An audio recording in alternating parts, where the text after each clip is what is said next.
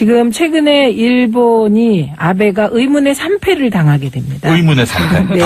그런데 이 의문의 3패가 그 아베한테는 굉장히 뼈아픈 거예요. 왜냐하면 아베는 거의 그 트럼프가 집권하면서 트럼프에게 아부성 외교로 막 정말 일관했고요. 그래서 심지어 내가 크게 신뢰할 수 있는 지도자다 이렇게 트럼프를 칭찬했습니다. 그런데 지금은 구매자의 후회에 시달린다 이런 얘기를 듣게 됐는데요. 예.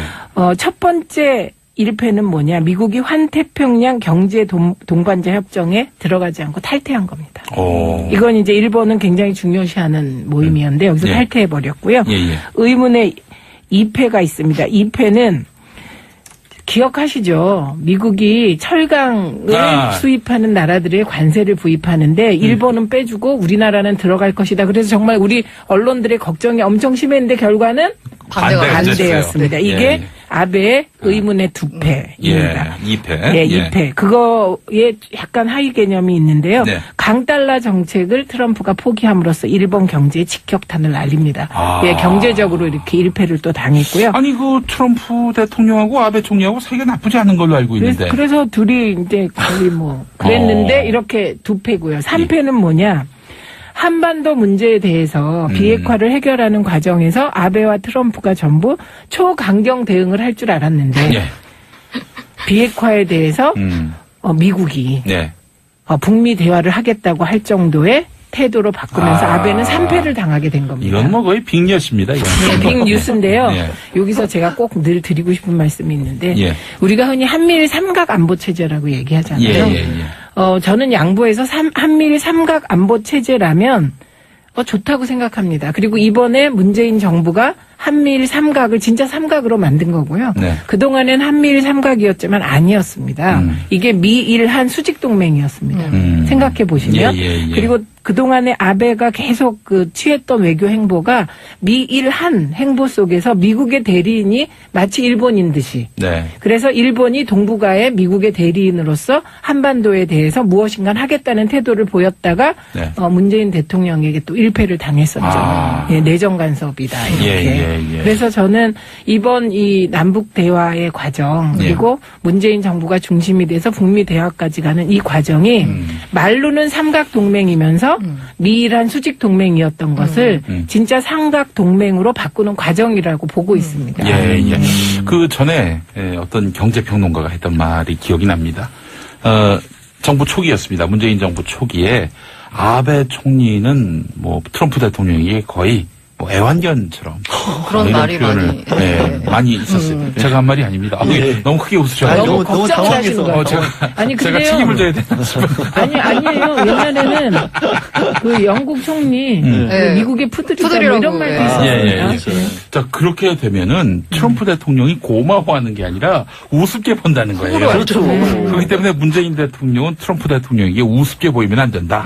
이런 얘기를 했고 실제로 뭐 지난번 한미 FTA 개정 협상이라든지 또 무역 협상과 관련해서 이런저런 대화 과정을 보니까 우리가 좀 세게 나왔어요. 그렇죠. 그러니까 안 되면 엎어버려 뭐 이런 식이었잖아요. 지금 얘기한 아베의 애완견 외교와 문재인의 품격 외교. 그래서 품격 외교가 일단 지금까지는 점수를 더 많이 얻고 있다. 이렇게 볼 수 있는 거죠. 그 애완 아니라 꼬리를 아무리 흔들어도 얻는 게 없는 것 같아요. 트럼프 대통령한테는. 그러니까 트럼프 대통령이 아베에 대해서 반감은 없지만 우습게 본 건 있어요. 아까 그때 이방카 갔었을 때 일본 언론이 가가지고 얼마나 난리를 쳤습니까? 가서 아베 총리도 이방카 왔었을 때 어디 고깃집 데려갔다가 샤브샤브집 데려갔다가 요정 데려갔다가 먹이고 어쩌고 다 했는데 그럼 뭐예요? 이런 문제가 있습니다. 왜 그러면 아베는 트럼프에게 그렇게 굴욕적으로 아부를 했을까? 트럼프가 본래 반일주의자입니다. 아, 그래요? 네, 그래서 1980년대 일본 비판을 엄청 세게 했습니다. 그래서 심지어 일본에 대해서 미국의 피를 조직적으로 빨아먹고 있다. 이런 인식도 가지고 있었고요. 전쟁 범죄에 대한 역사 인식에 대한 문제 인식을 트럼프 대통령이 갖고 있는 게 아니라 일본이 지나치게 미국의 이익을 많이 가져간다. 아까 말씀하신 대로 80년대라고 하면 그때가 일본이 세계 경제를 제패하던 시절이었거든요. 그때예요. 그래서 그리고 일본이 안보 비용을 다 부담해야 된다. 이런 얘기도 했고요. 그다음에 일본의 관세를 20% 무조건 부과해야 된다. 이런 주장을 할 정도로 트럼프가 반일적 감정을 가진 사람이었고 이것은 일본이라는 나라에 대한 호불호가 아니라 당시 미국 경제를 좌우할 정도로 일본이 급속도로 성장한 데 대한 이거 경제인으로서의 반발이었습니다. 그때 왜 도쿄 땅을 팔면 미국 전역의 땅을 네. 살 수 있다라는 얘기가 들었었잖아요. 한국 땅 다 팔면 캐나다를 산답니다. 우리 땅값도 만만찮아요. 예. 예, 그래요. 좋아해야 되나요, 이걸? 자, 고란 기자님. 네네. 김기식 금감원장 네. 이야기 하나 더 해주시죠. 네, 어제 취임하셨는데요. 네. 금감원 역대 처음으로 정치인 출신이고 시민단체 출신입니다. 뭐 정치인 출신이라는 것도 사실 놀랍지만 더 놀라운 건 시민단체 출신이라는 거죠. 근데요, 김기식 그 원장은 전문가입니다, 이 분야. 그리고 예. 실제로 구석구석을 잘하는 전문가예요. 뭐 국회의원 시절에도 워낙 유명했잖아요. 사실 이 정무위 소속이어서 정무위 밑에 이제 금감원이 이제 감사를 받거든요. 근데 이 김기식 의원이 떨어지셨잖아요. 17대 때. 근데 그 감사를 받는 그 피감기관의 공무원들이 만세를 불렀다는 얘기가 이렇게 그래갖고 어떤 그래요. 일도 있었냐면 적어서 이렇게 전해지고 있습니다. 김기식 의원이 네. 그 국감 끝나면 최고의원, 최악의원 뽑잖아요. 최고의원으로도 뽑히고 최악의원으로도 뽑혔어요. 오, 야. 오죽 싫었으면. 네. 아니면 강한 존재감을 보여줬군요. 예, 내용도 뭐 철저하게 준비했고 그리고 뭐 혼도 내고. 네. 네. 자, 이 금융감독원이 뭐 하는 조직인가 제가 좀 쉽게 설명하자면, 이 금융계의 검찰이다. 네, 그렇죠. 금융검찰이라고 해요. 그 금융을 총괄하는 조직을 크게 보면은 금융위원회와 금융감독원이 있거든요. 예, 예. 과거에는 통합돼 있었는데 네. MB정부 들어와가지고 그걸 둘을 쪼개놨습니다. 그래서 금융위원회는 금융정책을 맡고 네. 금융감독원은 만들어진 금융정책이 얼마나 금융기관들이 잘 지키고 있느냐 이걸 네. 감독하는 이건 기관이거든요. 너무 좀 복잡하고 우리가 좀 이해하기 어려운 영역의 이야기인가 할 수 있을지 모르겠지만 은행들 수수료 장사를 끝낼 수 있는 힘을 가진 분이 금융감독원장이다. 이런 얘기가 있던데요. 그래서 이게 뭐냐면 그 금융감독원장 어제 취임을 하시면서 취임 일성하면서 앞으로 금감원이 나아가야 할 방향 3가지에 대해서 말하겠다라고 하시면서 두 번째로 금융감독원의 역할이 금융기관의 건전성을 감독하는 것과 동시에 금융소비자를 보호하는 역할이 있습니다. 아싸! 그런데 지금까지 금융소비자 보호의 역할이 너무 소홀했다. 예. 금융소비자 역할을 앞으로 우리가 전념하겠다라고 했는데요. 예, 예. 이게 보면은 은행들이 지난해 11조 원의 당기 순이익을 올렸습니다. 6년 만에 최대였는데요. 예, 예, 예. 근데 이게 왜 이렇게 많이 돈을 벌었나라고 봤더니 예금을 통한 이자 수입?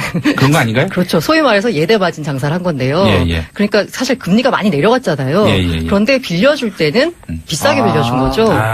그래서 이제 그걸 통해 가지고 이제 돈을 앉아서 뭐 이자놀이 했다, 땅 짓고 헤엄치기 장사했다 하는데 은행들이 돈을 버는 게 바로 이 가산금리라는 거거든요. 네. 은행이 자기들의 적정 수익을 보장하기 위해서 원래 조달금리, 그러니까 얼마에 빌려왔느냐 거기다가 가산금리를 붙여가지고 대출자들한테 대출해 줍니다. 그런데 이 가산금리를 그간 도대체 무슨 기준으로 가산금리를 책정을 하는지, 도대체 이게 적정한 수준인 건지, 폭리를 취하고 있지는 않은지에 대한 감독이 소홀했었거든요. 예. 네, 그래서 아무리 경제가 힘들어도 은행 직원들은 논한다 이런 얘기가 있었고요. 브레이트는 그렇게 말했습니다. 은행을 터는 자보다 만든 자가 더 나쁘다. 라고 이미 얘기한 바가 있습니다. 그래서 사실 그 외환위기 때 어떤 은행인가요? 거기 눈물에 뭐 동아은행. 동아은행이네. 네. 근데 사실 전문가세요. 은행이 망할 거라고는 아무도 생각을 안 했는데 외환위기 때 망하면서 사람들한테 굉장한 쇼크로 다가왔죠. 그래서 은행이 망할 정도면은 나라 경제가 완전히 그렇죠. 결단났다. 이렇게 볼 수 있는 건데. 자, 그렇다면은 이제 예대마진 수입 같은 것도 네. 앞으로 이제 김기식 그러니까 원장이 앞으로 보면 만약에 은행들이 마음대로 가산금리를 올려서 예대마진을 많이 폭리를 취한다 그러면 금감원이 들여다보고 야 너네 이거 근거 있는 거야? 너네 뭔가 니네가 이익을 많이 올리려고 하는 거 아니야? 예. 라고 이렇게 따지고 들어갈 수 있기 때문에 네. 은행들이 마음대로 가산금리를 올리지 못한다는 은행도 얘기가 일종의 공공기관인데 너무 은행의 이익을 위해서 그 많이 뜯어내는 거는 문제 있는 거 아닙니까? 그거는? 저는 그런 게 없었다는 게 신기한데요, 오히려. 안 했다는 거예요. 있었습니다. 있었는데. 뭔가 있었는데 안 했다는 게 너무. 네, 예. 있었는데 뭐 이렇게 그렇게 열심히 들여다보지는 않았다는 거죠. 그럼 이제 채용비리 이런 건 없어지나요?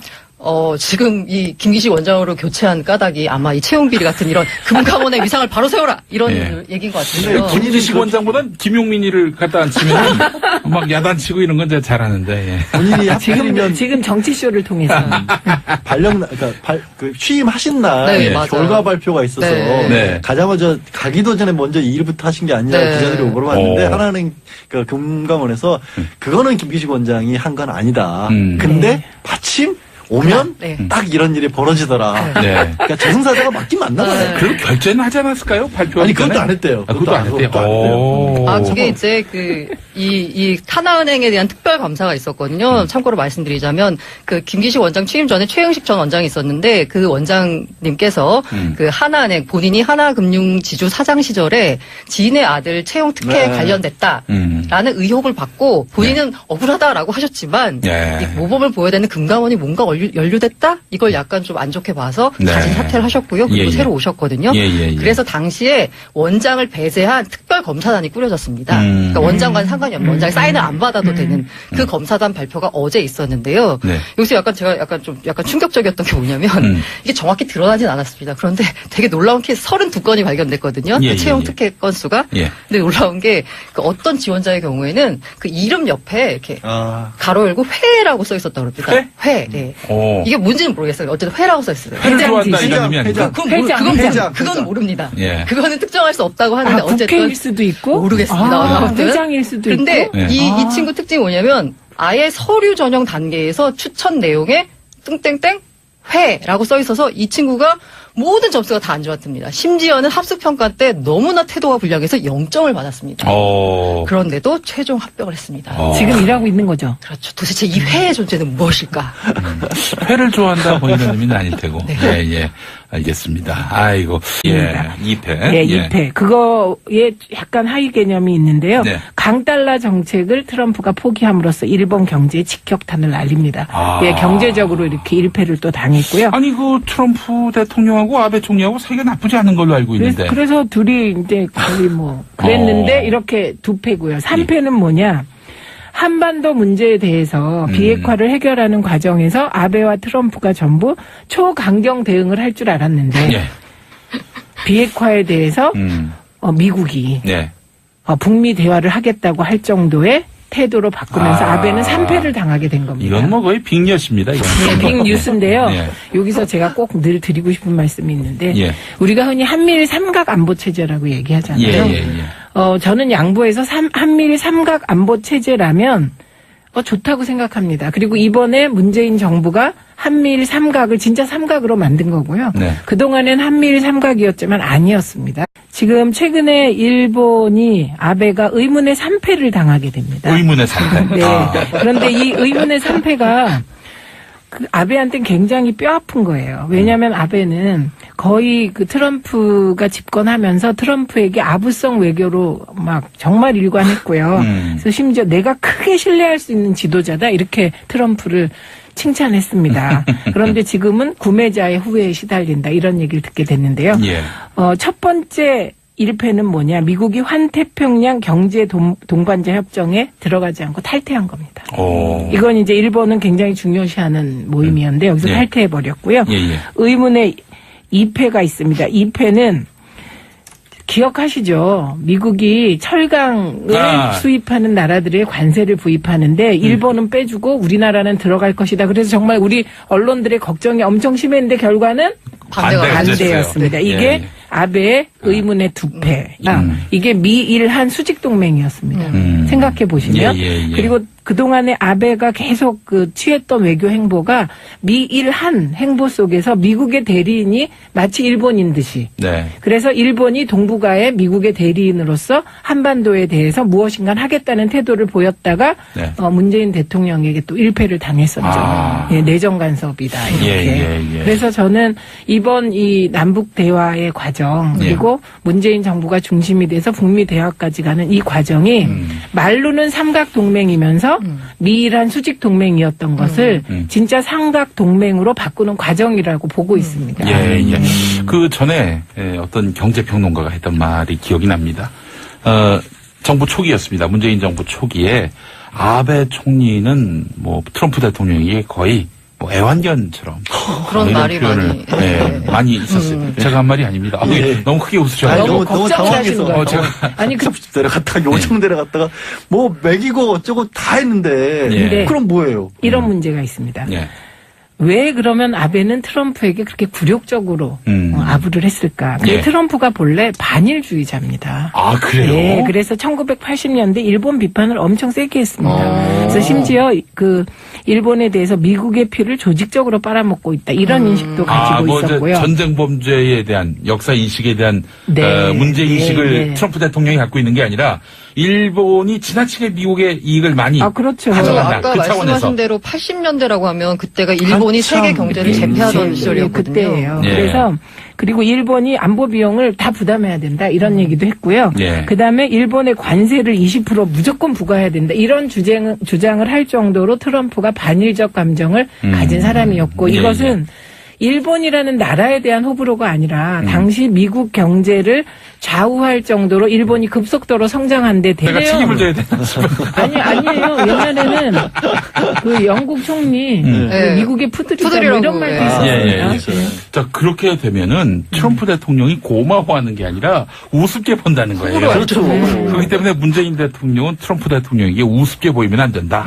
이런 얘기를 했고, 실제로 뭐, 지난번 한미 FTA 개정 협상이라든지 또 무역 협상과 관련해서 이런저런 대화 과정을 보니까 우리가 좀 세게 나왔어요. 그렇죠. 예, 뭐 안 그러니까- 되면 엎어버려. 뭐 거의 이런 식이었잖아요. 지금 얘기한 아베의 애완견 외교와 예. 문재인의 품격 외교. 네. 그래서 품격 외교가 일단 지금까지는 점수를 더 많이 얻고 있다. 이렇게 볼 수 있는 거죠. 그 애완 아니라 꼬리를 아무리 흔들어도 예. 얻는 게 없는 것 같아요. 트럼프 대통령한테는. 그러니까 트럼프 대통령이 아베에 대해서 반감은 없지만 우습게 뭐, 본 건 있어요. 아까 뭐 그때 이방카 갔었을 때 일본 언론이 가가지고 뭐 얼마나 난리를 쳤습니까? 맞아요. 그래서 아베 총리도 뭐 저 이방카 왔었을 때 뭐 어디 고깃집 데려갔다가 뭐 샤브샤브